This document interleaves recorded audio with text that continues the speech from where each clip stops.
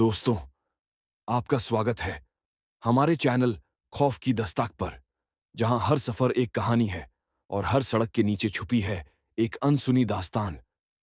आज हम लेकर आए हैं वो कहानी जिसने डर को जन्म लिया, माफी को महसूस किया और मोहब्बत में अमर हो गई। एक ऐसी सड़क की दास्तान जिसे लोग आज भी जिंदा सड़क कहते हैं।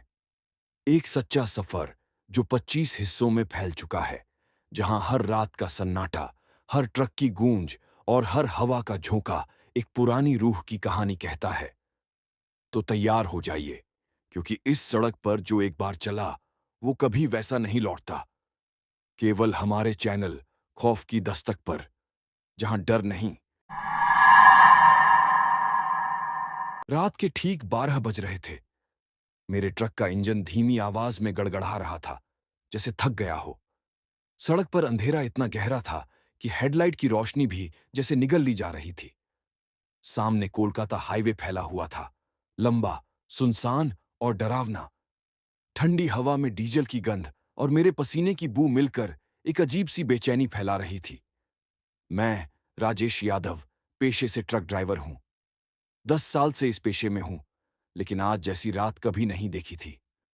उस रात मुझे हुगली से कोलकाता पोर्ट तक माल लेकर जाना था। महज 70 किलोमीटर का सफर, लेकिन ये 70 किलोमीटर मेरे लिए जिंदगी की सबसे भयानक यात्रा साबित होने वाले थे। ट्रक के केबिन में मैं अकेला था। साथी ड्राइवर सुरेश पिछली डिलीवरी के बाद बुखार में था, तो इस बार मुझे अकेले निकलना पड़ा। सड़क पर सन्नाटा था, न कोई और गाड़ी, न कोई इंसान। बस दूर कहीं पेड़ों के झुंड से उल्लू की आवाज आती थी। मेरे सामने हाईवे की एक पटरी पर टूटी हुई बिजली की लाइन झूल रही थी, जो कभी कभी टिमटिमाती थी और फिर बुझ जाती थी। मैंने ट्रक की स्पीड थोड़ी बढ़ाई, 60, फिर 70। इंजन की गूंज जैसे अंधेरे को चीर रही थी, लेकिन तभी दूर हेडलाइट की रोशनी में कुछ दिखा। सड़क के बीचों बीच एक औरत खड़ी थी। उसके बाल खुले हुए थे, इतने लंबे कि जमीन तक गिर रहे थे। वो सफेद साड़ी में थी और उसका चेहरा झुका हुआ। मेरा दिल जोर से धड़कने लगा। मैंने ब्रेक मारा। ट्रक चीखता हुआ रुका। कौन है रे रात के इस वक्त? मैंने जोर से आवाज दी। कोई जवाब नहीं। बस वो औरत धीरे धीरे सिर उठाने लगी। उसका चेहरा जैसे साया था, आंखें गहरी, काली और होठों पर किसी अजीब सी मुस्कान। मैं सुन्न पड़ गया। मेरे हाथ स्टीयरिंग पर जमे हुए थे। मैडम, हट जाइए रास्ते से, मैंने डरते हुए कहा। वो कुछ नहीं बोली, बस एक कदम बढ़ाई, फिर दूसरा, और उसके पांव जमीन को छू नहीं रहे थे। वो हवा में तैर रही थी। मेरी रीढ़ में ठंड उतर गई। मैंने एक झटके में गियर मारा और ट्रक आगे बढ़ाया। वो औरत मेरे सामने से हटने की बजाय सीधी हेडलाइट के अंदर आ गई और अगले ही पल गायब हो गई। मैंने घबराकर शीशे में देखा। वो ट्रक के पीछे खड़ी थी, मुस्कुरा रही थी। हे भगवान, मेरे मुंह से निकला और मैं तेजी से आगे बढ़ गया। करीब 2 किलोमीटर बाद मैंने ट्रक साइड में रोका, सिगरेट निकाली और कांपते हाथों से सुलगाई। भूत वूत कुछ नहीं होता, मैंने खुद से कहा, लेकिन दिल मानने को तैयार नहीं था। तभी ट्रक के पिछले हिस्से से थक थक थक की आवाज आई, जैसे कोई अंदर कुछ ठोंक रहा हो। मैं चौंक गया। धीरे धीरे नीचे उतरा, टॉर्च निकाली और पीछे गया। ट्रक का दरवाजा आधा खुला था, ताला टूटा हुआ और सारा माल गायब। मेरी सांस रुक गई। यह कैसे हो सकता है? मैंने तो खुद लॉक लगाया था। मैंने आसपास देखा, कोई नहीं, बस हवा चल रही थी और दूर खेतों से कुत्तों के भौंकने की आवाज आ रही थी। मैं दौड़कर केबिन में आया और मोबाइल निकाला। नेटवर्क नहीं। तभी सड़क के किनारे एक छोटी सी पुलिस चौकी दिखी। मैंने राहत की सांस ली और ट्रक वहीं ले गया। अंदर 3 सिपाही थे और एक हवलदार सो रहा था। मैंने दरवाजा खटखटाया। साहब, ट्रक से चोरी हो गई है। हवलदार ने सुस्ती में सिर उठाया। कहां? कोलकाता हाईवे पर, 5 किलोमीटर पीछे। सारा माल गायब है। वो उठा, आंखें मली और बोला। क्या लोड था? इलेक्ट्रिक पार्ट्स, कंपनी का माल था। वो उठकर मेरे साथ बाहर आया, ट्रक देखा और अजीब निगाहों से मुझे देखने लगा। माल कहां है? साहब, यही तो मैं कह रहा हूं, चोरी हो गया, वो बोला। पर यह ट्रक तो खाली ही है भाई। मैं चौंका। क्या मतलब? मतलब इसमें तो कोई माल लोड ही नहीं था। मैंने हक्का बक्का होकर ट्रक के अंदर झांका। वाकई अंदर कुछ नहीं था। नहीं साहब, मैंने खुद लोडिंग देखी थी। गेट पर सील लगी थी। वो हंसने लगा।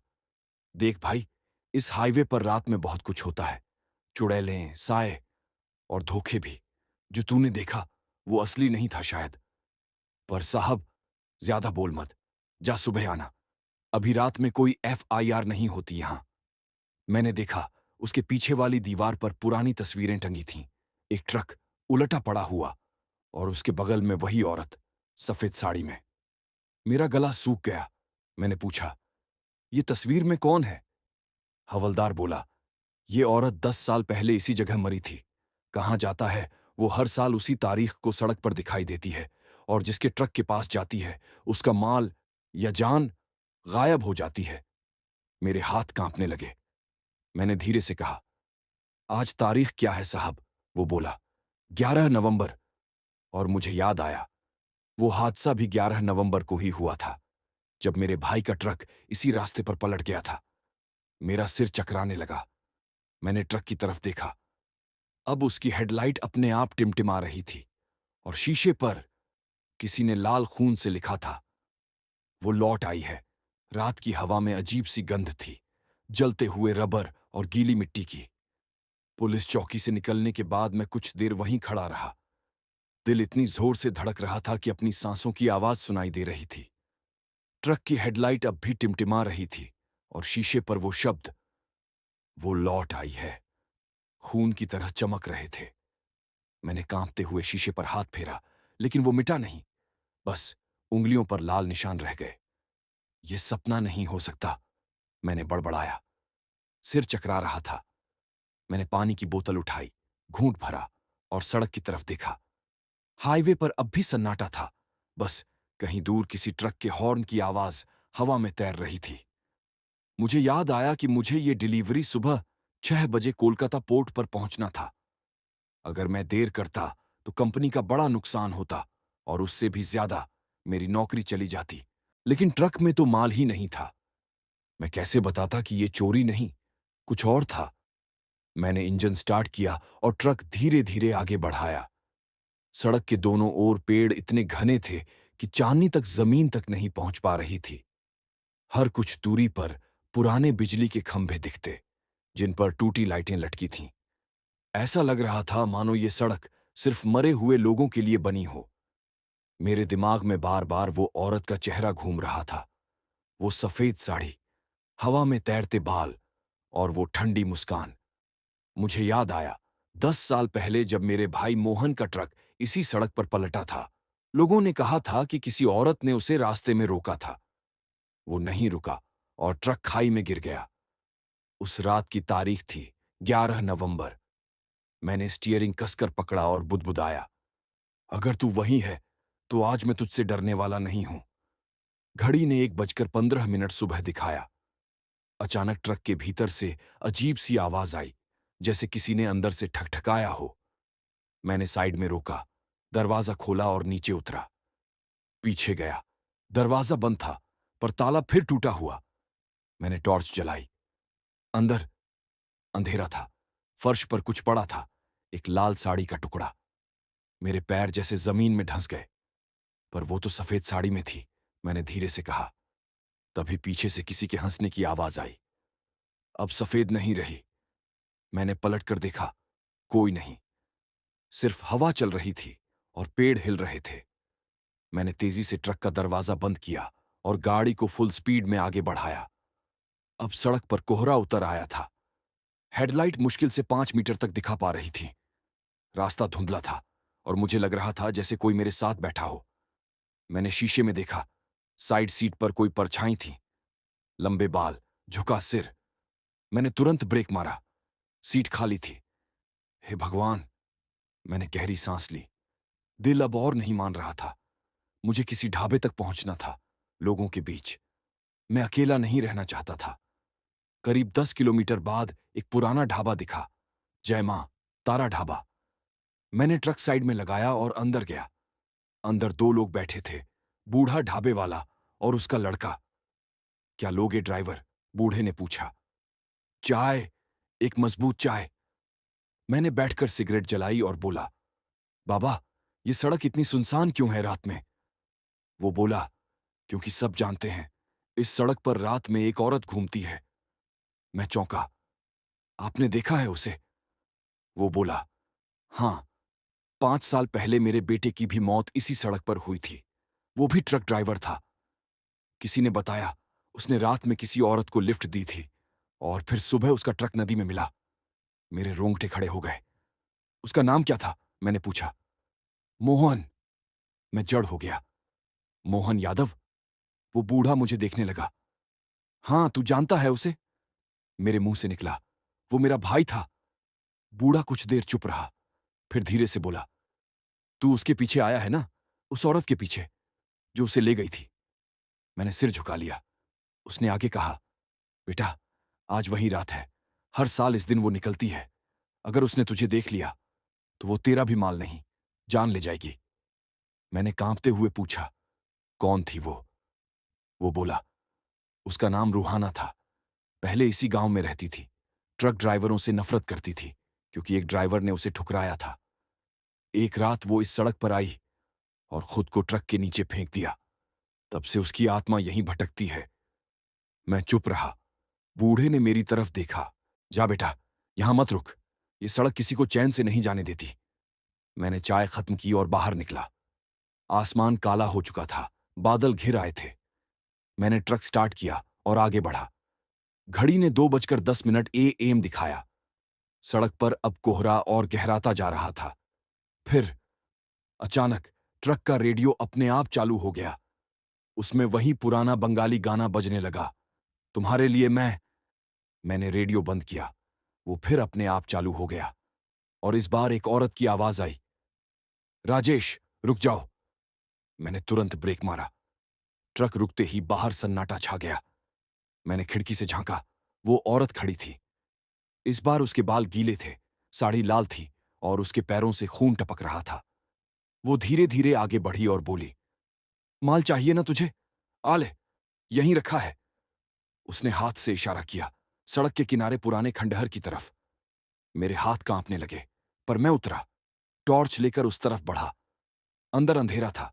एक टूटा हुआ गेट, जंग लगा बोर्ड, श्याम ट्रेडिंग कंपनी। वही कंपनी जिसका माल मैं लेकर चल रहा था। अंदर गया तो देखा सारा माल वहीं रखा था, सही सलामत।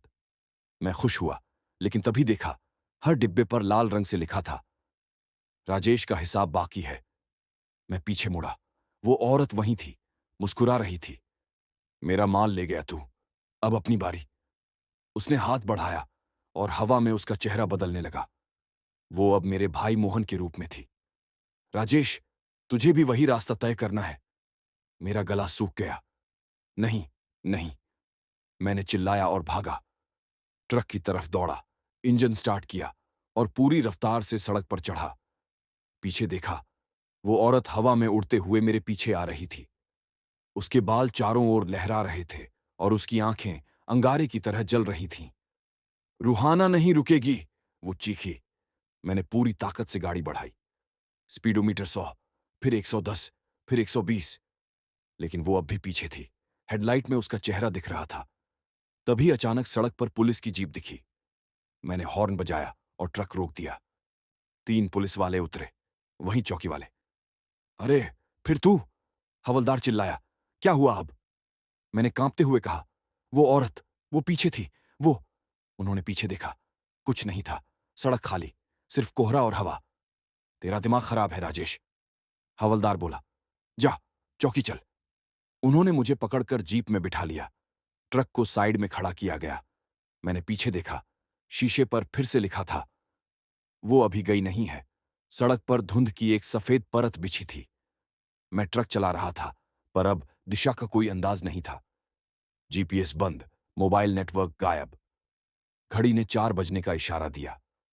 सूरज उगने में अभी कुछ घंटे बाकी थे और उस हर सेकंड के साथ लग रहा था जैसे कोई मेरी गर्दन के पीछे ठंडी सांसें ले रहा हो। मैं बार बार शीशे में देख रहा था। साइड सीट पर वह परछाई कभी दिखाई देती, कभी गायब। कभी उसके बाल दिखते, कभी उसकी मुस्कान। मैंने ट्रक की खिड़की नीचे की और हवा में सिर बाहर निकाला, पर हवा में भी उसकी गंध थी, वही सड़ी हुई मिट्टी और गीले खून की। क्यों कर रही है तू ये सब? मैंने बुदबुदाया, पर जवाब सिर्फ हवा का शोर था। मेरे कानों में धीरे धीरे किसी के फुसफुसाने की आवाज आई, क्योंकि तेरे घर में जो अधूरा छोड़ा गया वो पूरा करना है। मैंने झटके से शीशे में देखा। वो मेरे ठीक पीछे खड़ी थी, ट्रक के अंदर। बाल उड़ रहे थे, आंखें जल रही थीं। रूहाना! मैंने चीखते हुए ब्रेक मारा। ट्रक सड़क के बीचों बीच रुक गया। वो गायब, सन्नाटा। मैंने अपनी जेब से ताबीज निकाली, वही जो मेरी मां ने दी थी जब मैं पहली बार ट्रक चलाने निकला था। उन्होंने कहा था, इसमें तेरे पिता की आस्था है, जब भी डर लगे इसे सीने से लगा लेना। मैंने उसे कसकर पकड़ा और कुछ देर तक आंखें बंद कर लीं। धीरे धीरे सांसें सामान्य होने लगीं, पर तभी इंजन अपने आप चालू हो गया। मैंने कुछ नहीं किया था। ट्रक खुद चल पड़ा, स्टीयरिंग अपने आप घूमने लगा। क्या हो रहा है ये? मैंने चिल्लाया, पर ट्रक किसी अनदेखी ताकत के काबू में था। सड़क मुझे एक पुराने रास्ते की ओर ले जा रही थी, वही रास्ता जो अब इस्तेमाल नहीं होता था, जहां पेड़ों के नीचे पुराने पत्थर के खंभे और टूटी कब्रें थीं। सड़क के दोनों तरफ सन्नाटा और ऊपर से कौवों की आवाज। मैंने ट्रक रोकने की कोशिश की, लेकिन ब्रेक फेल। गति धीरे धीरे बढ़ने लगी। फिर अचानक ट्रक खुद रुक गया, एक जंग लगे लोहे के गेट के सामने। गेट पर धूल में लिखा था, रूहाना एस्टेट, 1971। मेरा दिल जम गया। वो उसका घर था, या कहूं उसका मकबरा। मैंने नीचे उतरने की हिम्मत की। जमीन ठंडी थी, चारों तरफ हवा में सिसकियों की आवाज। मैंने दरवाजे को धक्का दिया, वो अपने आप खुल गया। अंदर पुराने महल जैसी जगह थी, टूटी सीढ़ियां, झूलती तस्वीरें और बीच में एक बड़ा हॉल।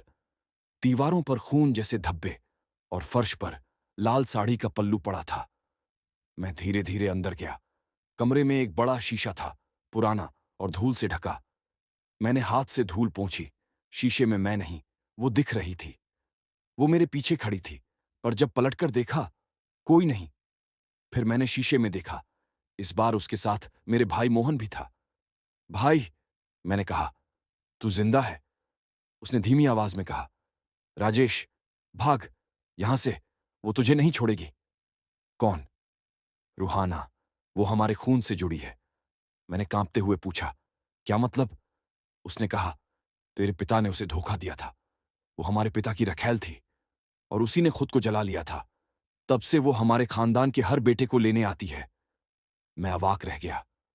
तो हर हादसा, हर मौत, वो? हां, उसने कहा, वो बदला ले रही है। अचानक शीशे में आग की लपटें उठीं। मोहन का चेहरा धुएं में गायब हो गया। फिर पीछे से वही आवाज आई, अब बारी तेरी है। मैं पलटा। वो वहां थी। उसके बाल जल रहे थे, आंखें लाल थीं। हवा में उसका शरीर झूल रहा था। मैंने भागने की कोशिश की, पर फर्श से हाथ निकले, कंकालों के हाथ जो मुझे पकड़ रहे थे। मैंने पूरी ताकत से छुड़ाया, मगर वो हाथ और कस गए। वो धीरे धीरे पास आई, उसके होठों पर वो डरावनी मुस्कान। तेरे पिता ने मुझे धोखा दिया। तू उनका बेटा है, तेरा अंत भी उसी तरह होगा। मैंने चिल्लाते हुए कहा, नहीं, मैंने कुछ नहीं किया। वो हंसी। पाप खून में होता है, कर्म में नहीं। फिर उसने अपने हाथ हवा में उठाए और दीवारों से खून बहने लगा। कमरे की छत पर लिखा था, वो लौटेगी हर पीढ़ी के साथ। मैं जमीन पर गिर पड़ा। ताबीज अब भी मेरे हाथ में था। मैंने उसे हवा में उठाया और पूरी ताकत से कहा, अल्लाह, मुझे बचा ले। एक तेज रोशनी कमरे में फैल गई। रूहाना पीछे हट गई। उसके चेहरे से धुआं उठने लगा। वो चीखी, तू नहीं बच सकेगा राजेश। सूरज ढलेगा तो मैं फिर आऊंगी। और अगली ही पल वो राख बनकर हवा में बिखर गई। कमरा शांत हो गया। सन्नाटा ऐसा कि दिल की धड़कनें गूंज रही थीं। मैं उठकर बाहर आया। आसमान में सुबह की पहली किरणें दिख रही थीं। मैंने ट्रक की तरफ देखा। वो अब बिल्कुल सामान्य था। ट्रक के दरवाजे पर खून की जगह अब राख जमी थी। मैंने गहरी सांस ली और ट्रक स्टार्ट किया। इस बार इंजन की आवाज ठंडी नहीं, बल्कि हल्की सी राहत जैसी थी। मैं धीरे धीरे सड़क पर चला। पर जैसे ही हाईवे पर चढ़ा, रेडियो अपने आप चालू हो गया। उसमें वही गाना बजा, तुमी जे अमार, अमार जे तुमी। मैंने शीशे में देखा, साइड सीट पर राख धीरे धीरे सिमटकर एक परछाई बना रही थी, और उसी परछाई से किसी ने धीरे से कहा, सूरज ढल गया तो मैं फिर आऊंगी। सुबह की पहली किरणों के साथ मुझे लगा सब खत्म हो गया। ट्रक अब शांत था, सड़कें उजली थीं, और दूर से लोगों की हल्की हल्की आवाजें आने लगी थीं। मैंने एक गहरी सांस ली, स्टीयरिंग पर सिर टिकाया और सोचा, अब बस घर पहुंचना है, फिर सब ठीक हो जाएगा। लेकिन शायद मैं गलत था, क्योंकि कुछ बुरे सपने सड़क पर नहीं, घर के भीतर जन्म लेते हैं। मैंने ट्रक को सीधे हुगली की तरफ मोड़ा। घर पहुंचने में 3 घंटे लगे। रास्ते भर मैं सोचता रहा, क्या सच में वो खत्म हो गई थी? क्या रूहाना अब चली गई, या वो सिर्फ सुबह होने का इंतजार कर रही थी? सूरज ऊपर आ चुका था, पर मेरी आंखों के आगे अब भी वही रात घूम रही थी। वो चेहरा, वो आग, और वो आखिरी शब्द, सूरज ढल गया तो मैं फिर आऊंगी। मैंने खुद को समझाया, सब खत्म हो गया है राजेश, बस डर है और कुछ नहीं। जब ट्रक मोहल्ले में घुसा, बच्चों की खेलती आवाजें, दूध वाले की घंटी और मोहल्ले की औरतों की बातें सुनाई दीं। जिंदगी सामान्य थी, पर मेरे अंदर सब कुछ असामान्य लग रहा था। मैंने घर के बाहर ट्रक खड़ा किया। मेरी पत्नी मीना दरवाजे पर खड़ी थी, माथे पर हल्दी का टीका, आंखों में थकान। इतनी रात कहां थे? उसने पूछा। मैंने गले लगाते हुए कहा, मत पूछो मीना, बहुत बुरा सपना था। उसने मेरी पीठ थपथपाई। अब सब ठीक है। मैंने सिर हिलाया, पर दिल नहीं माना। घर में दाखिल हुआ तो दीवार पर लटकी घड़ी ने 9:10 सुबह दिखाया। मां अपने कमरे में नमाज पढ़ रही थीं। उनकी धीमी आवाज सुनाई दे रही थी, अल्लाह, मुझे और मेरे बच्चों को हर बुराई से बचा। मैंने धीरे से उनके पास जाकर बैठ गया। मां, उन्होंने आंखें खोली, मुझे देखा। राजेश, तेरी आंखें क्यों सूजी हैं? क्या हुआ बेटा? मैं कुछ नहीं बोला, बस उनके पैरों में सिर रख दिया। उन्होंने मेरे बालों में हाथ फेरा। डर गया था। हाँ मां, बहुत। उन्होंने ताबीज को देखा, जो अब राख से स्याह हो चुका था। ये तो जल गया है। मैंने धीरे से कहा, वो चली गई मां, वो खत्म हो गई। मां ने सिर हिलाया, नहीं बेटा, ऐसे नहीं होती खत्म। जिस आत्मा का श्राप खून से जुड़ा हो, वो तब तक नहीं मिटती जब तक कोई उस खून को शुद्ध न करे। मैंने चौंक कर कहा, क्या मतलब? उन्होंने कहा, तेरे पिता ने जो गलती की थी, उसका असर हम सब पे है। तुझे उस औरत की कब्र पर जाना होगा और उसे सच्चे दिल से माफी मांगनी होगी। मैंने कहा, पर वो तो अब राख बन गई है मां। मां ने धीमे स्वर में कहा, राख जमीन पर नहीं गिरती जब तक वो किसी का इंतजार न कर रही हो। मैंने उनकी आंखों में देखा, उनमें डर नहीं, बल्कि सच्चाई थी। दोपहर बीत गई। मीना ने खाना रखा। मैंने मुश्किल से कुछ निवाला लिया। बेटी रानी आकर बोली, पापा, ट्रक में भूत था। मैं मुस्कुराया, नहीं, अब कोई भूत नहीं। उसने हंसते हुए कहा, फिर रात में खेलेंगे ना? हाँ, रात में। मैंने झूठ बोला। लेकिन जैसे जैसे शाम नजदीक आने लगी, अंदर बेचैनी बढ़ती गई। पक्षियों की आवाज कम होने लगी, हवा ठंडी हुई, और दीवारों की परछाइयां लंबी। मैंने खिड़की से बाहर देखा। सूरज डूब रहा था, आसमान लाल हो रहा था, और उस लालिमा में मुझे कुछ दिखा। सड़क के उस पार वही लाल साड़ी हवा में लहरा रही थी। मैंने आंखें मलीं, कुछ नहीं, खाली सड़क। मीना रसोई से बोली, राजेश, खाना खा लो। मैं बोला, अभी आता हूं। मैंने ताबीज को फिर देखा। राख अब भी उससे चिपकी थी, और अचानक राख गिरने लगी। धीरे धीरे हवा में उड़ती हुई जमीन पर फैली, और उसमें से पैरों के निशान बने। मैं पीछे हट गया। पैरों के निशान रसोई की तरफ बढ़ने लगे। मीना, मैंने चिल्लाया और दौड़ा। वो चूल्हे के पास खड़ी थी, लेकिन अब उसकी पीठ मेरी तरफ थी। मीना, मैंने पुकारा। उसने सिर घुमाया। उसका चेहरा सफेद था, आंखें काली। वो मुस्कुरा रही थी। राजेश, मैंने कहा था ना, सूरज ढल गया तो मैं आऊंगी। मैं वहीं जम गया। वो रूहाना थी, मीना के शरीर में। मैंने कांपते हुए कहा, मीना नहीं, तू नहीं। वो हंसी, अब मैं उसकी भी हूं, और तेरी भी। अचानक गैस की लौ तेज हो गई। दीवारों पर साए नाचने लगे। मां कमरे से दौड़ी आईं। अस्तगफिरुल्लाह, निकल इस घर से, ए नापाक रूह। उन्होंने हाथ में कुरान उठाई और आयतें पढ़ने लगीं।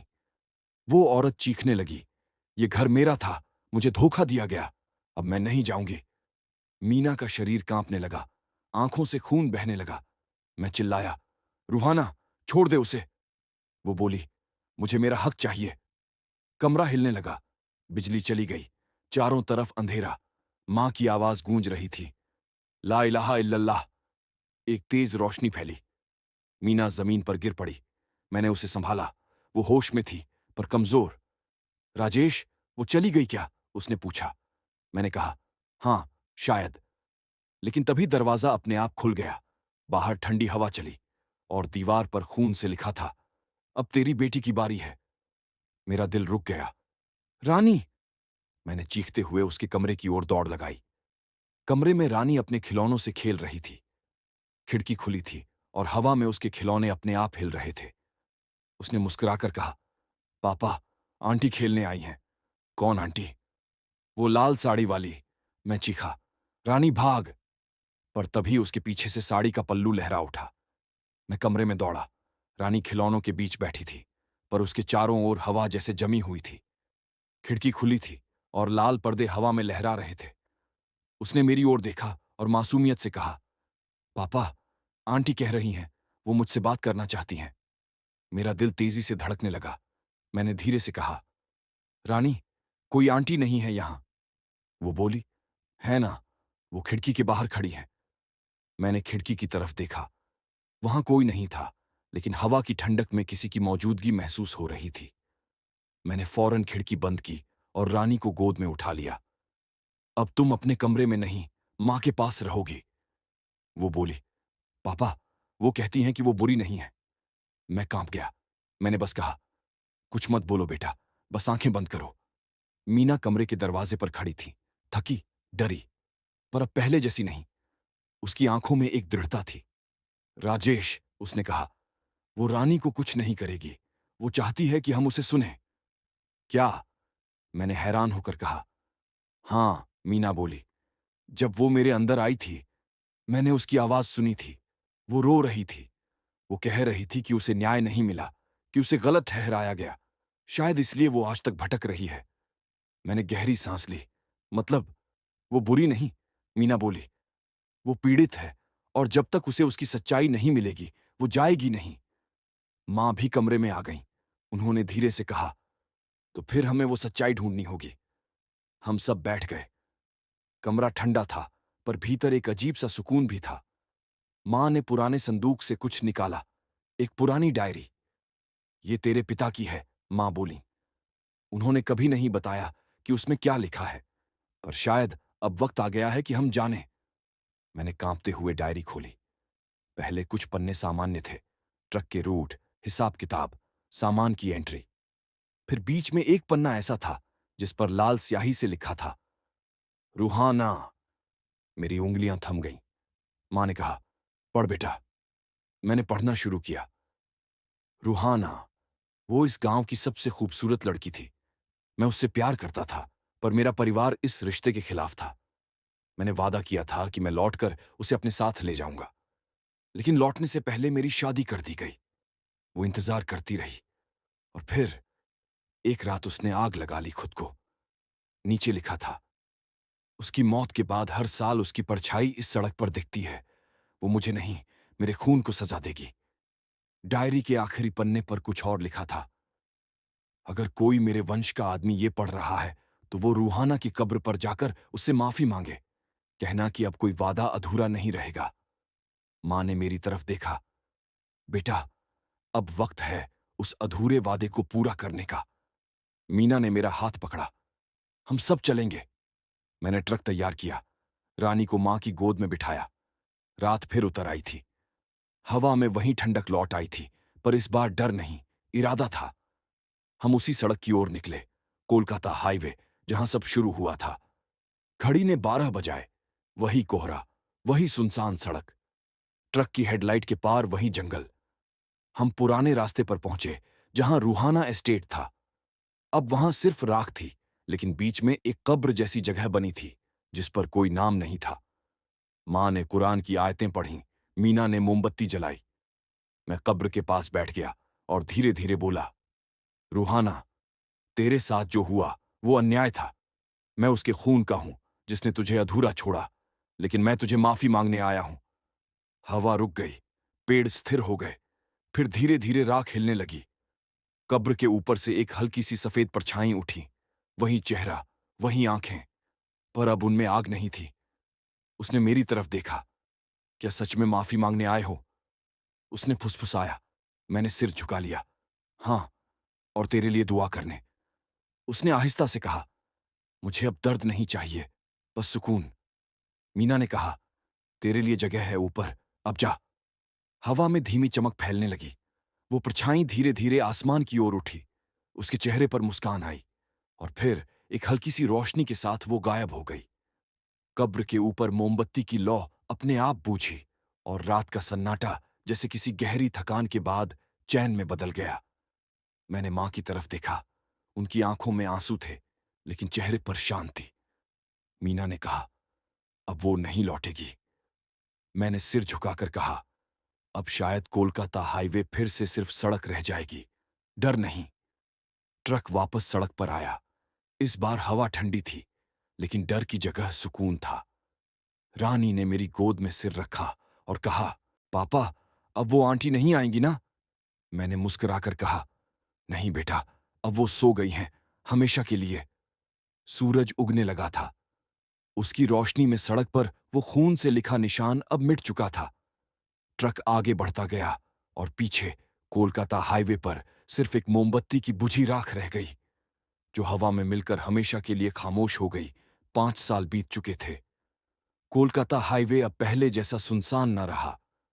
नई सड़कें बन गईं, बिजली के खंभों पर लाइटें झिलमिलाने लगीं, पर फिर भी कुछ पुराने ड्राइवर कहते थे कि रात के कुछ घंटों में ये सड़क अब भी सोती नहीं।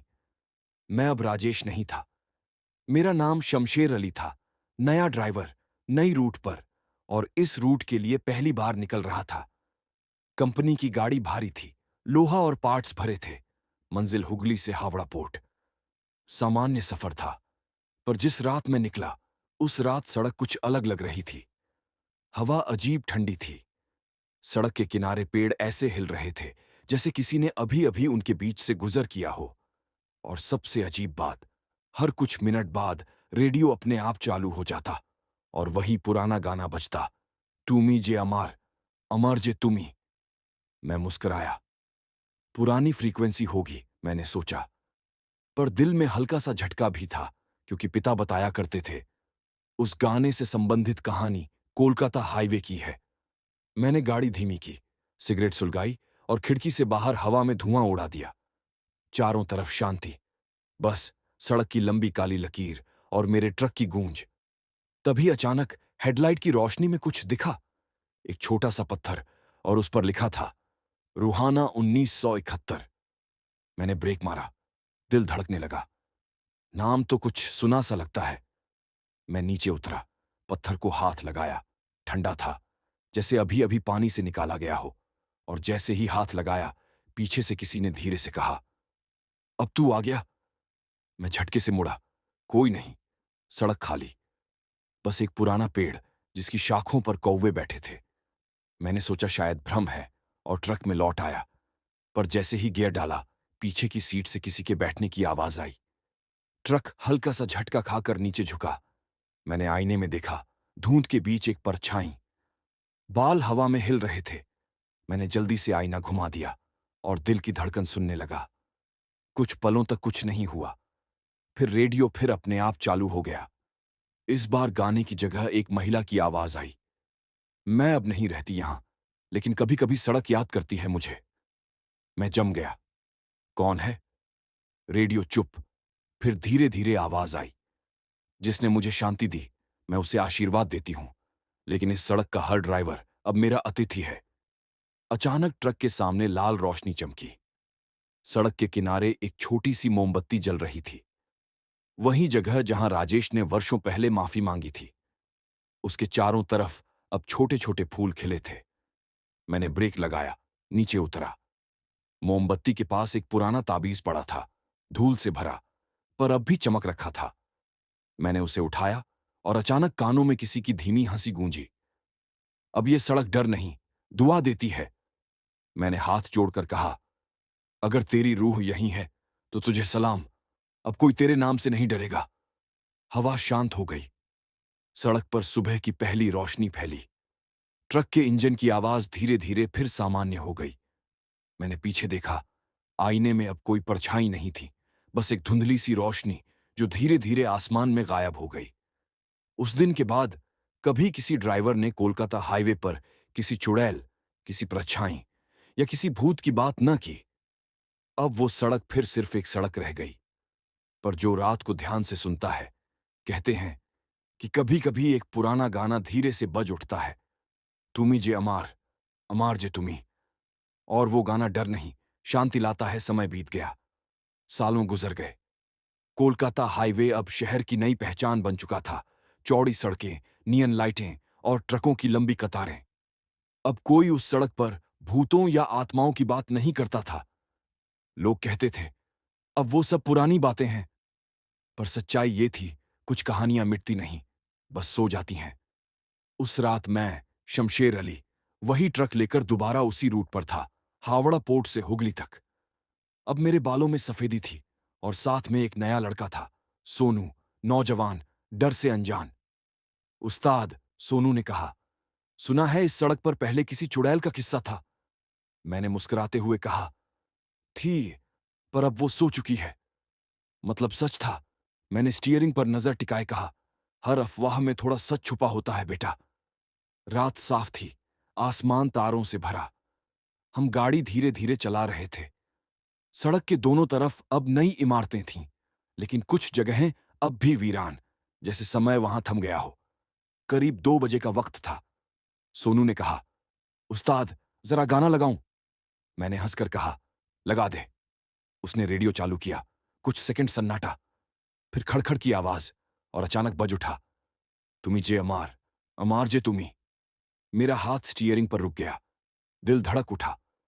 सोनू बोला, क्या हुआ उस्ताद? मैंने धीरे से कहा, कुछ नहीं बेटा, ये पुराना गाना है, बस यादें हैं। पर अंदर एक सिहरन दौड़ गई थी, क्योंकि इस गाने की धुन वही थी जो कभी एक आत्मा की आवाज से सुनी थी। थोड़ी दूर चलने के बाद हमने सड़क किनारे चाय के ढाबे पर गाड़ी रोकी। ढाबे का नाम था जय मां तारा, वही पुराना ढाबा जो अब नया बन चुका था। मैंने चाय मंगाई। ढाबे वाला मुस्कुराया, आप तो पुराने ड्राइवर लगते हैं। मैंने कहा, हाँ, बहुत पुराने। वो बोला, सुना है पहले यहां कोई हादसा हुआ था। लोग कहते हैं एक ड्राइवर था, उसका नाम राजेश यादव। मेरे हाथ में चाय का गिलास थम गया। क्या कहा? राजेश यादव, उस्ताद। लोगों ने बताया कि उसने किसी रूह को चैन दिलाया था। कहते हैं उसी की वजह से अब ये सड़क सुरक्षित है। मैं चुप रहा। ढाबे वाला बोला, हर साल उसकी बरसी पर कोई ट्रक ड्राइवर यहां आता है और एक मोमबत्ती जलाकर चला जाता है, पर किसी ने उसे कभी ठीक से देखा नहीं। मैंने धीमे से पूछा, कौन रखता है वो मोमबत्ती? वो बोला, कहते हैं एक बूढ़ा आदमी आता है, सफेद कपड़े में, चेहरा धुंधला सा। मैंने सिर झुका लिया। दिल में कुछ कांप उठा। चाय का हर घूंट जैसे पुरानी यादें जगा रहा था। वो रात, वो सड़क, वो आत्मा। भोर होने लगी थी। हमने ट्रक स्टार्ट किया। सोनू ऊंघ रहा था। सड़क पर हल्की धुंध लौट आई थी। मैंने रेडियो बंद करना चाहा, लेकिन वो अपने आप चालू हो गया। इस बार कोई गाना नहीं, सिर्फ एक स्त्री की धीमी आवाज, धन्यवाद, अब कोई डर नहीं। मैंने मुस्कुराकर कहा, अलविदा रूहाना, और सड़क पर नजर टिकाए गाड़ी बढ़ा दी। ट्रक आगे बढ़ता गया। सूरज की किरणें पेड़ों से झांकने लगीं और हवा में हल्की खुशबू तैरने लगी। मैंने पीछे देखा। सड़क पर धूप में कुछ चमक रहा था। वो वही पुराना ताबीज था जो मैंने कभी सालों पहले मोमबत्ती के पास छोड़ा था। अब वो मिट्टी में ढंस गया था, जैसे किसी ने कह दिया हो, अब कहानी पूरी हुई। मैंने आंखें मूंद लीं और मुस्कुराया। सोनू ने पूछा, उस्ताद, क्या सोच रहे हैं? मैंने कहा, बस ये कि कुछ रास्ते डर से नहीं, दुआ से याद किए जाते हैं। ट्रक की हेडलाइट धीरे धीरे बुझ गई। पीछे रह गया कोलकाता हाईवे, शांत, चमकता हुआ और अब हमेशा के लिए रूहाना की दुआओं से महफूज। 15 साल बीत चुके थे। कोलकाता हाईवे अब पूरी तरह आधुनिक हो चुका था। नई सड़कें, पेट्रोल पंप, टोल प्लाजा और हर 2 किलोमीटर पर पुलिस चौकी। लेकिन अब भी रात के वक्त ट्रक ड्राइवरों के बीच एक नाम फुसफुसाया जाता था। लोग अब डर से नहीं, बल्कि श्रद्धा से उसका नाम लेते थे। कहते थे, अगर कोई ड्राइवर रात में फंस जाए तो हवा में कभी कभी एक औरत की आवाज आती है, मत रुक, बस आगे बढ़ते रहो। और जो उस आवाज को सुन लेता है, उसका सफर हमेशा सुरक्षित रहता है। मैं अब बूढ़ा हो चुका था। शमशेर अली, 70 साल का, अब ट्रक नहीं चलाता, लेकिन हर साल एक काम जरूर करता हूं। 11 नवंबर की रात उसी हाईवे पर जाता हूं और एक मोमबत्ती जलाता हूं। कहते हैं, उस रात सड़क अब भी किसी को याद करती है। इस बार मैं अपने पोते अयान को साथ लेकर निकला। वो मुझसे बोला, दादा, आप हर साल वहां क्यों जाते हैं? मैंने मुस्कुराकर कहा, क्योंकि कुछ वादे निभाने पड़ते हैं, चाहे वक्त कितना भी बदल जाए। रात शांत थी। ट्रक अब मेरा नहीं था, बस एक छोटी जीप थी। हम जब पुराने मोड़ के पास पहुंचे तो सड़क के किनारे वही पत्थर दिखा, रूहाना 1971। वो अब चमकदार संगमरमर में बदल चुका था। उसके पास एक छोटा सा मंदिर था और लोग वहां अगरबत्ती जलाते थे। मैं नीचे उतरा, मोमबत्ती रखी और धीरे से कहा, तेरी कहानी अब दुआ बन चुकी है, रूहाना। हवा में हल्की खुशबू फैली। अयान ने कहा, दादा, कोई गाना बज रहा है। मैंने कान लगाया। हाँ, बहुत हल्की धुन, वही पुराना गाना, तुमी जे अमर, अमर जे तुमी। मैंने मुस्कुराया। वो अब डराने नहीं, देखभाल करने आती है बेटा। अयान ने पूछा, क्या वो सच में थी? मैंने कहा, हाँ, लेकिन अब वो रूह नहीं, एक याद है, और यादें बुरी नहीं होती। हम कुछ देर वहीं बैठे रहे। हवा ठंडी थी, लेकिन सुकून भरी। सड़क पर अब गाड़ियां तेजी से निकल रही थीं। कोई रुकता नहीं था। लोग अब नहीं जानते थे कि ये वही जगह है जहां कभी एक आत्मा रातों को भटकती थी। तभी दूर से एक पुराना ट्रक आता दिखा, वही मॉडल जो 60-70 के दशक में चलता था। उसकी हेडलाइट पीली थी और बोनट पर धूल की परत। ट्रक धीरे धीरे हमारे पास से गुजरा और जब उसने हॉर्न बजाया, उसकी नंबर प्लेट पर लिखा था WB111971। मैं ठिठक गया। दिल की धड़कन तेज हो गई। मैंने आंखें मल लीं। ट्रक गायब। दादा, कहाँ गया ट्रक? अयान ने पूछा। मैंने धीमी आवाज में कहा, कुछ सफर अब भी बाकी हैं बेटा। हम जीप में वापस बैठे और धीरे धीरे लौटने लगे। पीछे मोमबत्ती अब भी जल रही थी। हवा में किसी की धीमी फुसफुसाहट गूंजी, धन्यवाद, अब यह सड़क हमेशा महफूज रहेगी। मैंने आंखें बंद की। होठों पर एक मुस्कान थी। अब वो डर नहीं, बल्कि एक दोस्ती थी।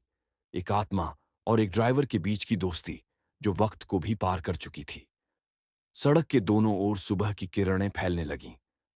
कोलकाता हाईवे अब भी वहीं था, लेकिन अब वो सिर्फ रास्ता नहीं, बल्कि एक दुआ बन चुका था। साल 2035 का नवंबर महीना। कोलकाता हाईवे अब सिर्फ एक सड़क नहीं, बल्कि एक याद बन चुका था। हर सुबह इसके किनारे सूरज की पहली किरण जब गिरती तो लोग कहते, ये सड़क अब खुद दुआ देती है। मैं, अयान, अब बड़ा हो चुका हूं। वही अयान जो कभी अपने दादा शमशेर अली के साथ उस मोमबत्ती के पास गया था। अब ट्रक मैं चलाता हूं और दादा सिर्फ कहानियां सुनाते हैं। पर इस साल कुछ अलग था, क्योंकि इस बार मैं अकेला जा रहा था। 11 नवंबर की रात। सड़क पर वही सन्नाटा, वही ठंडी हवा, पर अब डर नहीं। मुझे बस एक वादा निभाना था। दादा ने कहा था, हर साल उस जगह एक मोमबत्ती जलाना, ताकि सड़क सोई रहे और किसी को डर न लगे। मैं ट्रक से उतरा। पत्थर अब संगमरमर का हो चुका था। उस पर सुनहरे अक्षरों में लिखा था, रूहाना 1971 2005, जिसने डर को दुआ में बदला। मैंने मोमबत्ती रखी और धीरे से कहा, दादी कहती थीं, सच्चे इरादे से मांगी गई माफी रूह को आजाद कर देती है। आज मैं उसी के लिए आया हूं। हवा हल्की हुई, पेड़ों की पत्तियां हिलीं और उस शांति में मुझे एक हल्की सी आवाज सुनाई दी, अब ये सड़क मेरी नहीं, तुम्हारी है। मैंने आंखें बंद कीं। एक हल्की ठंडी हवा मेरे चेहरे को छूकर गुजरी, जैसे किसी ने सिर पर हाथ रखा हो। उस पल मुझे महसूस हुआ, रूहाना अब आत्मा नहीं रही, वो इस सड़क की रक्षक बन चुकी थी। हर उस ड्राइवर के लिए जो रात को अकेले सफर करता है, वो एक नजर न आने वाली रहनुमा बन चुकी थी। मैंने ट्रक स्टार्ट किया और धीरे धीरे आगे बढ़ा। रात शांत थी। सड़क के किनारे अब बिजली के खंभों पर रोशनी थी और ट्रक की हेडलाइट दूर तक फैल रही थी। मैंने रेडियो चालू किया। कुछ सेकंड तक शोर, फिर वही गाना, टूमी जे अमार, अमार जे तुमी। मैं मुस्कुराया।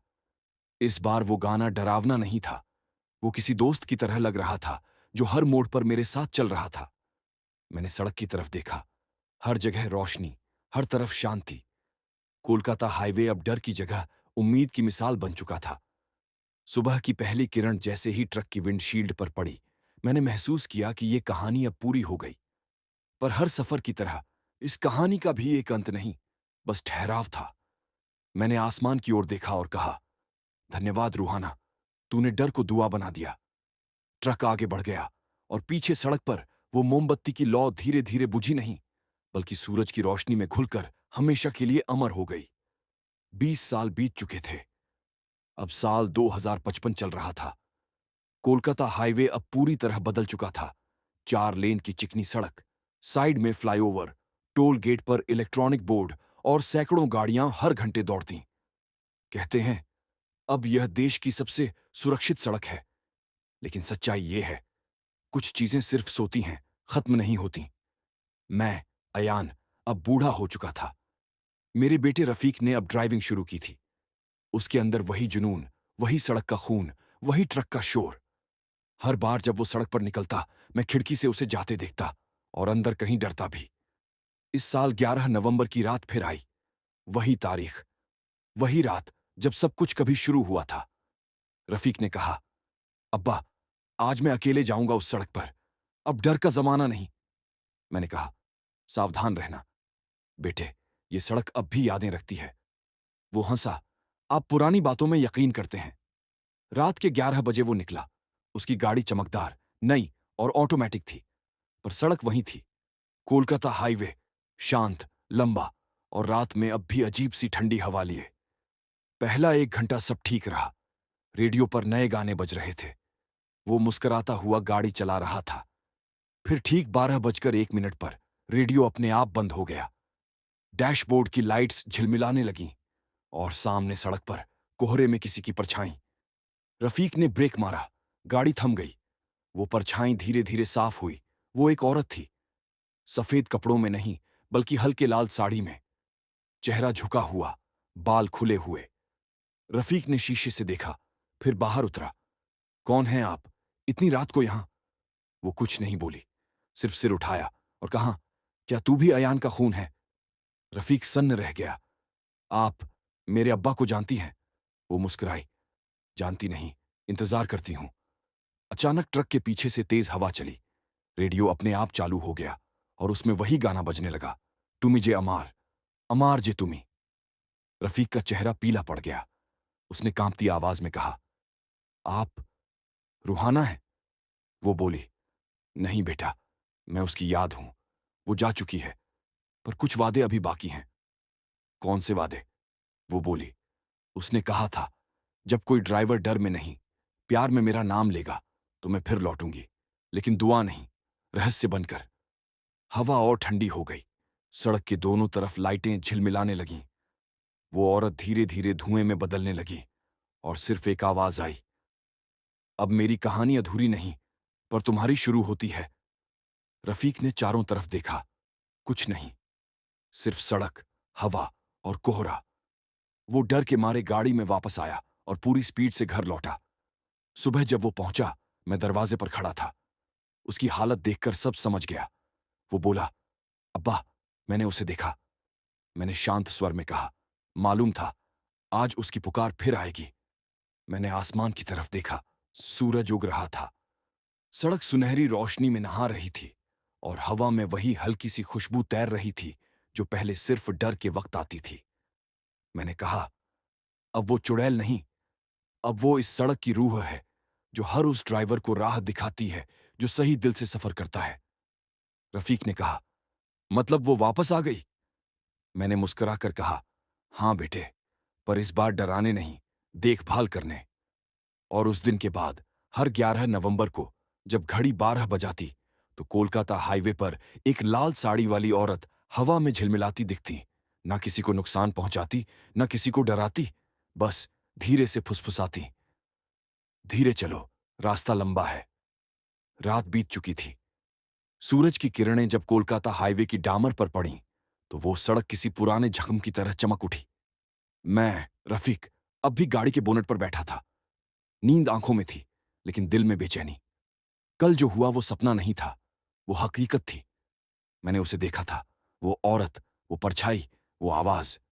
दिन चढ़ आया, मैं घर लौटा। अब्बा, अयान कुर्सी पर बैठे थे। मैंने कहा, अब्बा, अगर वो चुड़ैल नहीं रही तो फिर वो आई क्यों? अयान ने धीमे स्वर में कहा, कभी कभी आत्मा जब दुआ बन जाती है तब भी उसका कोई अधूरा काम रह जाता है। शायद वो इसलिए लौटी है। कौन सा अधूरा काम? वो हमसे नहीं, किसी और से जुड़ा है बेटा, उस सड़क से। शाम को हम दोनों उसी जगह लौटे। सड़क के किनारे अब झाड़ियां नहीं थीं, बल्कि एक नया बोर्ड लगा था, कोलकाता हाईवे मेमोरियल पार्क, जिसे सरकार ने बनवाया था उन ड्राइवरों की याद में जो इस रास्ते पर मारे गए थे। हम अंदर गए। बीच में पत्थर की पट्टिकाओं पर नाम खुदे थे। अचानक मेरी नजर एक नए नाम पर पड़ी, रूहाना अली, 1971 से 2005। नीचे छोटे अक्षरों में लिखा था, piece keeper of the highway. मैंने अब्बा की ओर देखा। उन्होंने कहा, लोगों ने उसे अब देवी मान लिया है। जो ड्राइवर सफर से पहले उसका नाम लेता है उसका सफर आसान होता है। मैंने कहा, मतलब अब वो हमारी रक्षक है? उन्होंने मुस्कुराकर कहा, हां, लेकिन वो जब चाहती है तभी दिखाई देती है। उस रात फिर मैं अकेला निकला। इस बार डर नहीं था, बस जिज्ञासा थी। घड़ी ने 12 बजाए। रेडियो अपने आप चालू हुआ और धीमी सी फुसफुसाहट आई, रफीक, ये सड़क अब तेरी भी है। मैंने गाड़ी रोकी, बाहर उतरा। सड़क पर हल्की धुंध थी। दूर पेड़ों की कतारों के बीच एक लाल रोशनी झिलमिला रही थी। मैंने कदम बढ़ाया। जैसे ही पास पहुंचा, हवा में वही गाना गूंजा, तुमी जे अमर, अमर जे तुमी। वो आवाज अब डरावनी नहीं थी, वो किसी पुराने दोस्त की तरह थी। मैंने धीरे से कहा, रूहाना, अगर तू अब भी यहां है तो मैं वादा करता हूं, तेरी कहानी में हर ड्राइवर तक पहुंचाऊंगा ताकि कोई और इस सड़क से डरकर न भागे। हवा तेज हुई। लाल रोशनी जैसे मुस्कुराई, फिर धीरे धीरे गायब हो गई। पीछे रह गया बस वो गीत और हवा में मिट्टी की हल्की खुशबू। मैं ट्रक में लौटा। रेडियो बंद हुआ, पर डैशबोर्ड पर कुछ लिखा था, drive safe, I am watching over you. मैं मुस्कुराया, इंजन स्टार्ट किया और सड़क पर उतरा। इस बार हर मोड़ पर लगा जैसे कोई अदृश्य साथी मेरे साथ चल रहा हो, न डराने के लिए बल्कि राह दिखाने के लिए। कोलकाता हाईवे अब फिर जिंदा था, पर इस बार वो सड़क नहीं, एक कहानी थी जो हर ड्राइवर के साथ चलती थी, हर इंजन की आवाज में सांस लेती थी। समय गुजर गया। रफीक अब सिर्फ ट्रक ड्राइवर नहीं रहा। उसने अपने ट्रक के रेडियो में एक नया सपना जगा लिया था, आवाज ए हाईवे नाम का शो, जो हर रात 12 बजे कोलकाता और आसपास के ट्रक ड्राइवर सुनते थे। उसका एक ही मकसद था, ड्राइवरों की बातें, किस्से और सड़क के रहस्य सब तक पहुंचाना। पर धीरे धीरे वो शो कुछ और बन गया, जैसे सड़क खुद बोलने लगी हो। उस रात भी मैं माइक के सामने बैठा था। रेड लाइट जली और मैंने कहा, नमस्कार दोस्तों, मैं हूं आपका साथी रफीक और आप सुन रहे हैं आवाज ए हाईवे। आज हम बात करेंगे उस सड़क की जो कभी डर का दूसरा नाम थी, कोलकाता हाईवे। फोन लाइन खुली। एक एक कर ड्राइवर कॉल करने लगे। किसी ने कहा, वहां अब शांति है। किसी ने बताया कि उसने रात में फूलों की खुशबू महसूस की।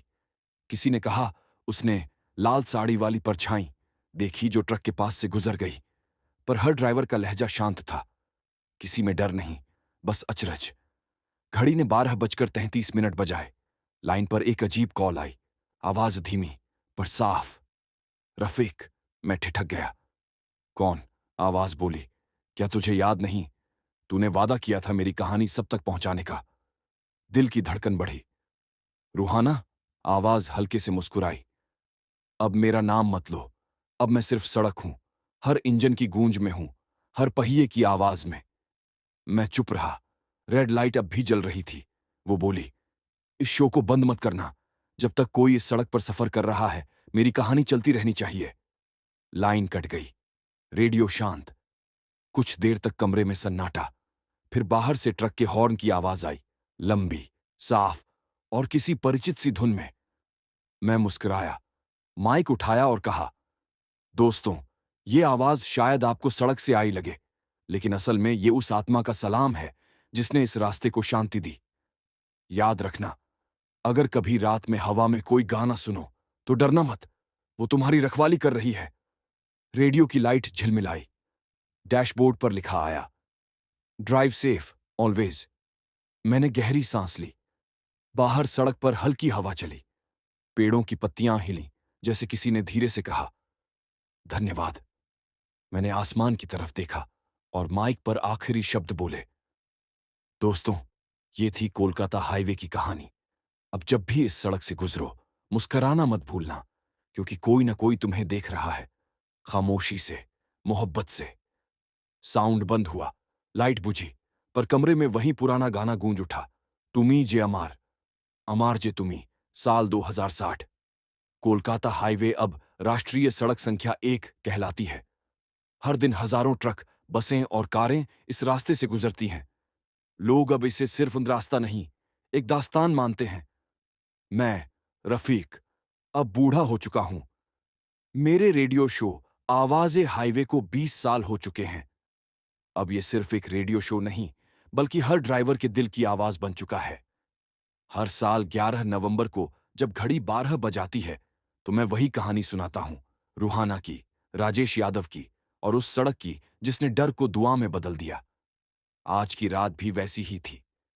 स्टूडियो की खिड़की के बाहर वही सड़क फैली थी, शांत, चमकदार, लेकिन अब डर के बजाय भरोसे से भरी। मैंने माइक खोला और कहा, दोस्तों, आज हम किसी डर की नहीं, एक भरोसे की बात करेंगे। हर रास्ते में कोई न कोई आत्मा बसती है, कभी इंसान की, कभी यादों की। कोलकाता हाईवे पर अब डर नहीं, बस मोहब्बत चलती है। बाहर सड़क पर गाड़ियां गुजर रही थीं। मैंने कांच से झांका। एक ट्रक धीरे से रुका। उसका ड्राइवर उतरकर सड़क किनारे मोमबत्ती रख रहा था। मैं मुस्कुराया। अब लोग डर में नहीं, आभार में मोमबत्तियां जलाते थे। रेडियो की बत्ती झिलमिलाई। एक हल्की सी हवा चली। माइक पर धीमी आवाज आई, धन्यवाद। मैंने कहा, हमेशा, रूहाना। उस आवाज के साथ पूरा कमरा महक उठा, गुलाब, मिट्टी और बारिश की खुशबू से। मैंने आंखें बंद की और बस सुना। हवा में अब कोई सिसकी नहीं थी, सिर्फ सुकून था। सुबह होने लगी। सूरज की पहली किरण सड़क पर पड़ी और हर ट्रक की हेडलाइट उस रोशनी को लौटाने लगी। अब वो सड़क सिर्फ रास्ता नहीं रही, वो एक वादा बन गई थी कि डर की जगह हमेशा उम्मीद रहेगी। मैंने आखिरी बार माइक पर कहा, दोस्तों, याद रखना, हर सफर के साथ कोई न कोई दुआ चलती है। अगर कभी इस सड़क पर रात में हवा में कोई गीत सुनो, तो समझ लेना, कोलकाता हाईवे अब भी जाग रही है। रेडियो की बत्ती बुझ गई। शो खत्म हुआ और बाहर सड़क पर एक मोमबत्ती की लौ सूरज की रोशनी में घुलकर अमर हो गई। साल 2075। दुनिया बदल चुकी थी। इलेक्ट्रिक ट्रक, एआई नेविगेशन और ड्रोन हाईवे पर नजर रखते थे। लोग अब कोलकाता हाईवे को बस एक पुरानी सड़क के रूप में जानते थे। पर कुछ पुरानी बातें मिटती नहीं, वो हवा में रह जाती हैं। मैं हूं आर्या सेन, एक युवा पत्रकार जो लोकल लीजेंड्स ऑफ इंडिया नाम की डॉक्यूमेंट्री बना रही हूं। मेरे एडिटर ने कहा, आर्या, अगला एपिसोड कोलकाता हाईवे पर बनाओ। कहते हैं उस सड़क की आत्मा अब भी जिंदा है। मैं हंसी। आत्मा और पत्रकारिता साथ नहीं चलते सर। पर भीतर जिज्ञासा थी। मैं अपने कैमरा, ड्रोन, रिकॉर्डर और जीप लेकर उसी पुराने रूट पर निकली, हावड़ा से हुगली की तरफ। अब सड़क पर नीली लाइटों की चमक थी और हर किलोमीटर पर डिजिटल बोर्ड, सेफ राउट, स्पीड लिमिट 80। पहला 1 घंटा सामान्य रहा। सड़क चिकनी, आसमान साफ और ट्रैफिक हल्का। लेकिन जैसे ही मैं पुराने सेक्शन में पहुंची, जहां बोर्ड पर लिखा था हेरिटेज रूट, रूहाना मेमोरियल स्ट्रेच, मेरा कैमरा अपने आप रुक गया। स्क्रीन पर सिर्फ धुंध। अजीब है, मैंने सोचा, सिग्नल तो फुल है। मैंने गाड़ी रोकी, कैमरा रीसेट किया, और तभी रेडियो अपने आप चालू हुआ। वही धुन, तुमी जे अमर, अमार जे तुमी। मैं ठिठक गई। ये कैसे? ये गाना तो अब कोई नहीं बजाता। मेरे रिकॉर्डर में एक धीमी फुसफुसाहट कैद हुई। डरो मत, कहानी फिर से शुरू हो रही है। मैंने चारों तरफ देखा। सड़क खाली, सिर्फ हवा, और दूर एक पुराना ट्रक खड़ा था। उसकी हालत खराब, पर उस पर एक नाम उकेरा था, रूहाना ट्रांसपोर्ट कंपनी। दिल की धड़कन तेज हुई। मैंने कैमरा चालू किया और अंदर झांका। सीट पर एक पुरानी डायरी थी। पन्ने पीले, लेकिन लिखावट साफ। जिसने डर को समझ लिया, वो डर से ऊपर चला गया। नीचे लिखा था, आयन रफीक, 2060। मेरे हाथ कांप गए। क्या ये वही रफीक था जिसने वो रेडियो शो चलाया था? मैंने पन्ने पलटे। एक नोट था, अगर कोई ये डायरी पढ़े तो मेरी बात दुनिया को बताना। रूहाना कभी गई नहीं। वो अब हर उस इंसान में है जो दूसरों के लिए रास्ता साफ करता है। मैंने आंखें बंद की, हवा सुनी। उसमें वही हल्की सी खुशबू थी, मिट्टी और बारिश की। और किसी ने जैसे धीरे से कहा, धन्यवाद कि तू लौटी ताकि मेरी कहानी आगे बढ़े। मैं मुस्कुराई, रिकॉर्डर चालू किया और बोली, मैं हूं आर्या सेन, और आज मैं आपको बता रही हूं एक सड़क की कहानी जो कभी डर थी, अब एक दुआ है। कैमरे की लाल बत्ती झिलमिलाई, आसमान में हल्की चमक फैली, और पीछे रेडियो में फिर वही आवाज आई, सुरक्षित चलो, मैं अब भी देख रही हूं। मैं हूं आर्या सेन, वही पत्रकार जिसने साल 2075 में कोलकाता हाईवे की डॉक्यूमेंट्री शुरू की थी। लेकिन अब 5 साल बीत चुके हैं, और मेरे जीवन में कुछ ऐसा हुआ जिसने मुझे फिर उसी सड़क की ओर खींच लिया। डॉक्यूमेंट्री रिलीज होने के बाद एक रात मेरे दफ्तर में एक पुराना पैकेट पहुंचा। कोई नाम नहीं, बस उस पर लिखा था, Ruhana files, open only 8 midnight. मैंने घड़ी देखी, 11:45 रात। थोड़ा इंतजार किया, और जैसे ही 12 बजे पैकेट खोला। अंदर पीले कागजों का ढेर था, जिनमें तारीखें थीं, 1971, 2005, 2060। हर पन्ने पर वही चिन्ह। एक पन्ने पर सिर्फ इतना लिखा था, जो ये पढ़ रहा है उसे फिर उस सड़क पर लौटना होगा। मैंने कैमरा उठाया, रिकॉर्डर चालू किया, और निकल पड़ी। रात की हवा में वही गंध थी, मिट्टी, नमी और लोहे की। सड़क खाली थी, पर दूर कहीं ट्रक के हॉर्न की गूंज सुनाई दे रही थी। मैं रूहाना मेमोरियल स्ट्रेच पहुंची। अब वहां एक हाईवे म्यूजियम बन चुका था। अंदर अंधेरा था, बस एक हॉल की लाइट जल रही थी। दीवार पर पुराने ट्रक ड्राइवरों की तस्वीरें थीं, राजेश यादव, अयान रफीक, शमशेर अली, और बीच में एक खाली फ्रेम। उसके नीचे लिखा था, द नेक्स्ट विटनेस। मैंने धीरे से कहा, क्या मैं ही वो हूं? पीछे से ठंडी हवा चली। कांच के शोकेस में रखी पुरानी ताबीज अपने आप हिली। कांच के पीछे धूल में शब्द बने, हां, अब तेरी बारी है कहानी को जिंदा रखने की। मैंने सिर झुका दिया। मुझे समझ आ गया, ये सड़क अब किसी भूत की नहीं, कहानियों की रूह बन चुकी है। मैंने रिकॉर्डर ऑन किया और कहा, यह है रूहाना फाइल्स, कोलकाता हाईवे की नई किताब। यहां डर नहीं, दुआ भी नहीं, बस इतिहास है जो हर बार किसी नए सफर में लौट आता है। हॉल की लाइट झपकी। बाहर सूरज की पहली किरणों से सड़क चमक उठी। मैंने कैमरे में आखिरी दृश्य कैद किया। एक लाल साड़ी का पल्लू जो हवा में लहरा रहा था, फिर धीरे धीरे मिट गया। मैंने मुस्कुराकर कहा, कहानी खत्म नहीं हुई, बस अब ये मेरे कैमरे में जिंदा रहेगी।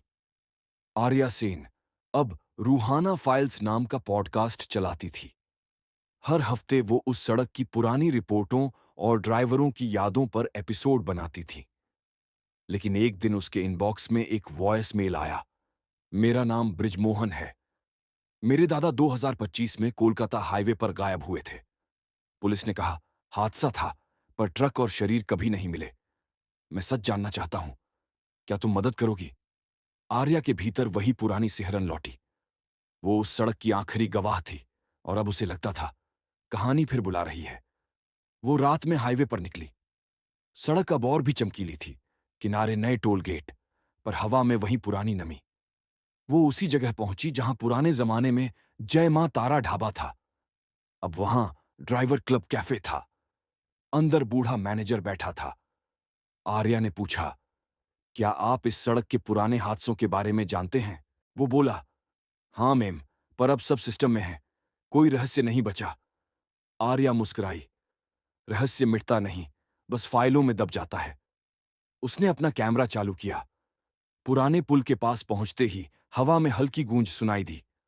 तुमी जे अमर, अमार जे तुमी। आर्या ने फाइल खोली।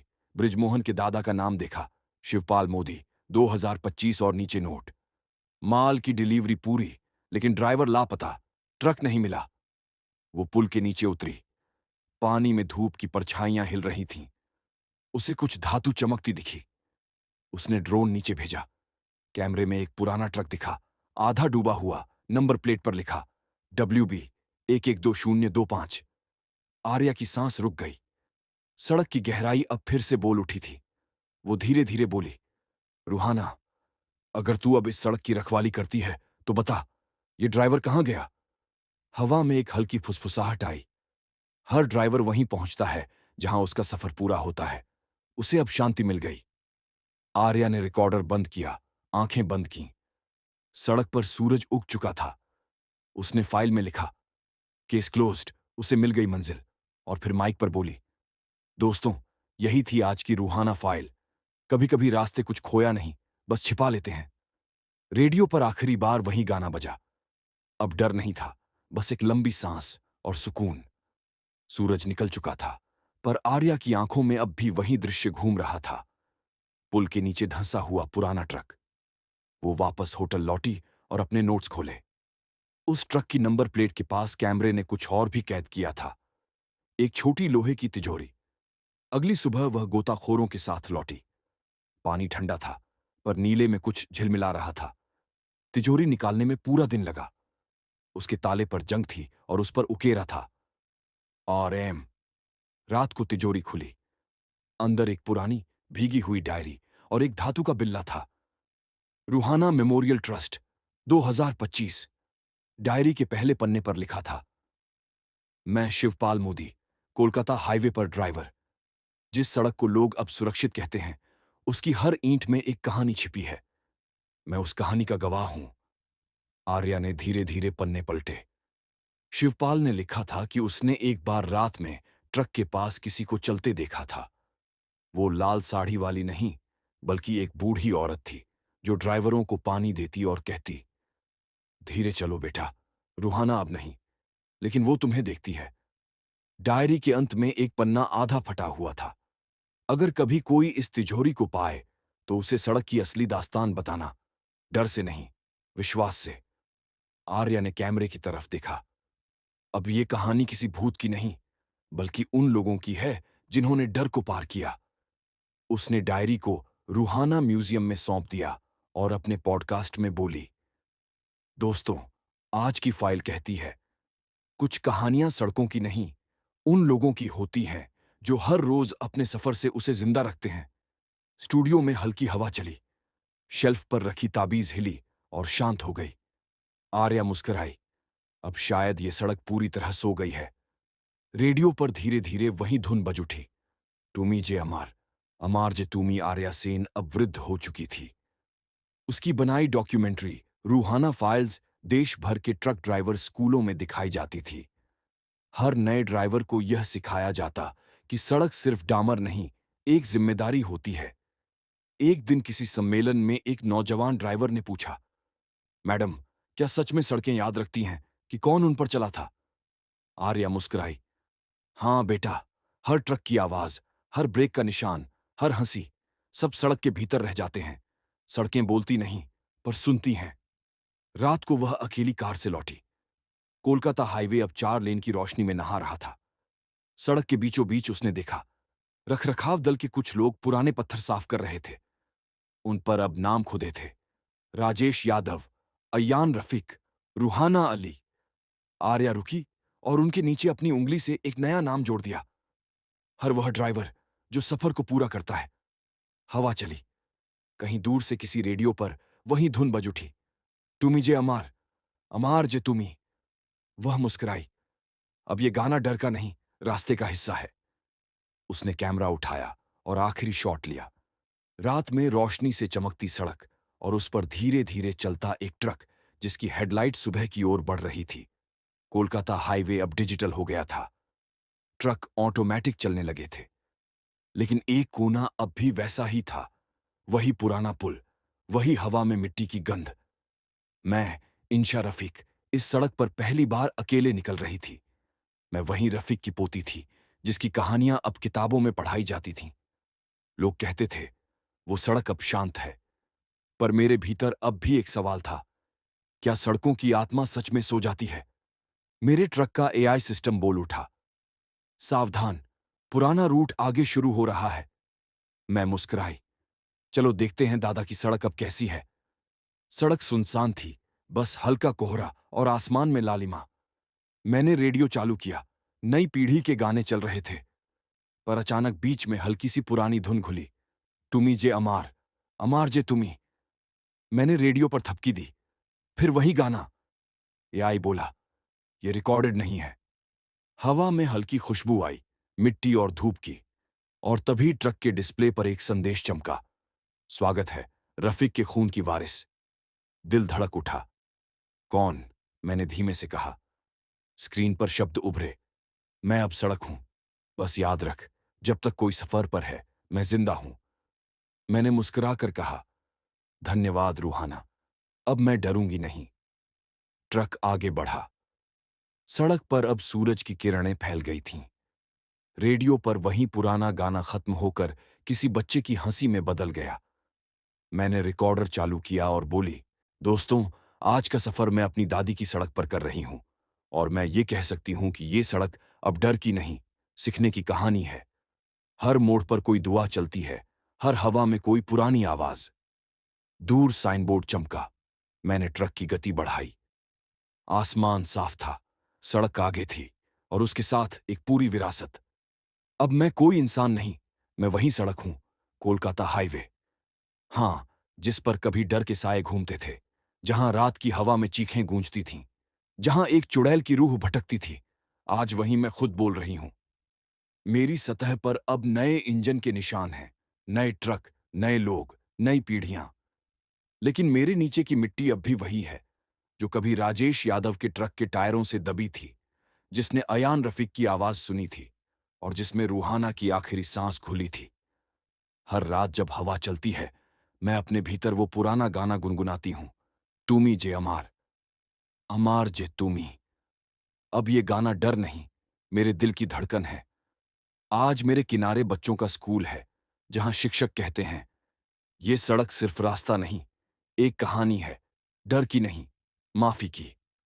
रात को जब कोई ट्रक गुजरता है, मैं उसकी हेडलाइट की रोशनी में मुस्कुराती हूं। कभी कभी उसके रेडियो से वही गाना बजता है, और मैं समझ जाती हूं, कहीं ना कहीं कोई अब भी मुझे याद करता है। मेरे ऊपर अब नीली लाइटें चमकती हैं, पर नीचे मेरे दिल में अब भी वो मोमबत्ती जलती है, जो राजेश ने रखी थी, जिससे पहली बार मैं शांत हुई थी। लोग मुझे द इटर्नल रोड कहते हैं। मैं अब डर की कहानी नहीं, एक दुआ की आत्मकथा बन चुकी हूं। और जब भी कोई नया ड्राइवर पहली बार मुझसे गुजरता है, मैं हवा में धीरे से कहती हूं, धीरे चलो, सफर लंबा है, पर अब मैं तुम्हारे साथ हूं। अब धरती पर हजारों नई सड़कें बन चुकी थीं, कुछ भूमिगत, कुछ आसमान के पुलों पर, मगर मैं अब भी यहां थी, वो पुरानी सड़क जिसने कभी डर देखा था और फिर शांति को जन्म दिया था।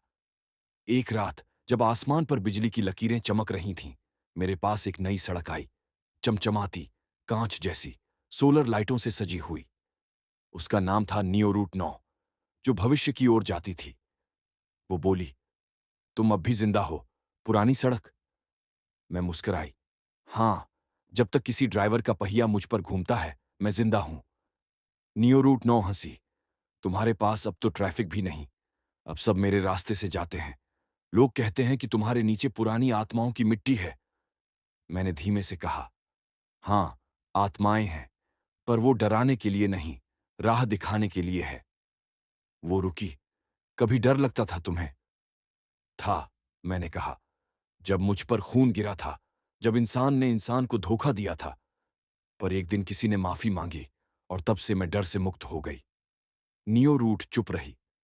कुछ देर बाद बोली, हम नई सड़कें बहुत तेज हैं, पर शायद हमारी मिट्टी में यादें नहीं हैं। मैंने कहा, यादें ही सड़क को आत्मा देती हैं। हवा चली। नियो रूट की लाइटें हल्के हल्के झिलमिलाने लगीं। उसने पूछा, तुम्हें अब भी वो गाना सुनाई देता है? मैंने कहा, हाँ, जब बारिश गिरती है और किसी ट्रक की हेडलाइट मुझ पर पड़ती है, तो हवा में वही आवाज उठती है, तुमी जे अमार, अमार जे तुमी। नियो रूट मुस्कुराई। शायद इसलिए लोग अब भी तुम्हारे पास मोमबत्ती जलाने आते हैं। मैंने धीरे से कहा, क्योंकि मैं डर की नहीं, दुआ की सड़क हूं। रात गहरी हुई। दोनों सड़कें शांत रहीं, एक पुरानी, एक नई। लेकिन उस सन्नाटे में भी दोनों के बीच एक रिश्ता था, पुराने जमाने की मिट्टी और आने वाले कल की रोशनी का।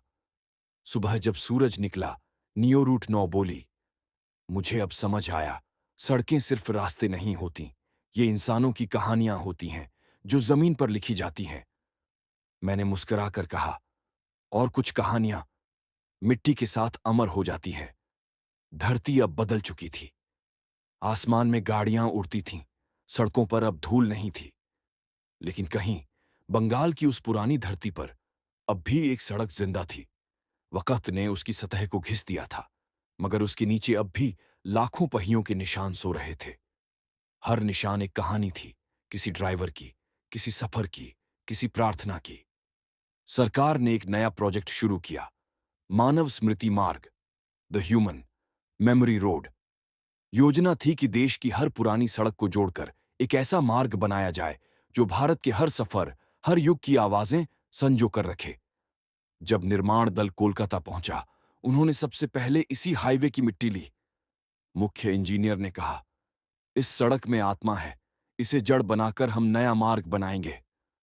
उस रात जब मशीनें मिट्टी उठा रही थीं, हवा में वही गाना गूंजा, तुमी जे अमार, अमार जे तुमी। और सबने रुककर सुना, जैसे खुद सड़क बोल रही हो, अब मैं अकेली नहीं, मेरा सफर बढ़ चुका है।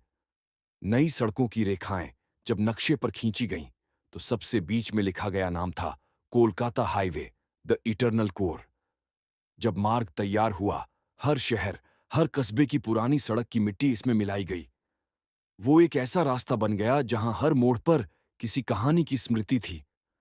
ड्राइवर अब कहते थे, हम सिर्फ माल नहीं, अपने पुरखों की यादें भी ले जाते हैं। उस दिन उद्घाटन हुआ। लोगों ने हाथ जोड़कर प्रार्थना की।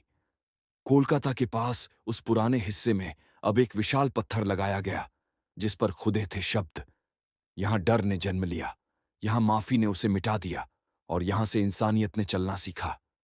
शाम को हवा चली। नियो रूट 9 की लाइटें दूर से झिलमिलाईं। दोनों सड़कों ने जैसे एक दूसरे की तरफ देखा और मिलकर कहा, अब हम एक हैं।